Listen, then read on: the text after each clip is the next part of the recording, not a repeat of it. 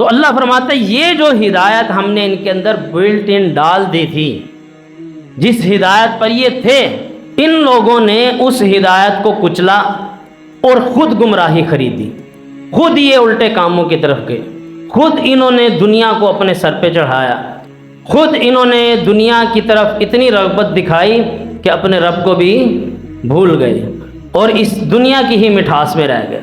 سب سے بڑی چیز جو انسان کو ملتی ہے وہ کیا ہے؟ ہدایت۔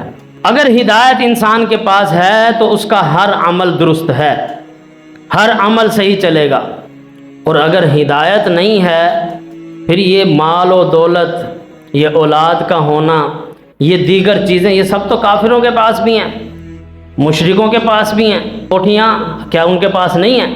ہم سے بڑی بلڈنگیں ہیں، ان کے پاس ایسی ٹیکنالوجیز ہیں جس کا ہم تصور بھی نہیں کر سکتے۔ تو ہمارے پاس الگ کیا ہے؟ یونیک چیز کیا ہے جس سے ہماری پہچان ہے؟ وہ ہے اللہ کی طرف سے ملی ہوئی ہدایت، جو ان کے پاس نہیں ہے، کافروں کے پاس۔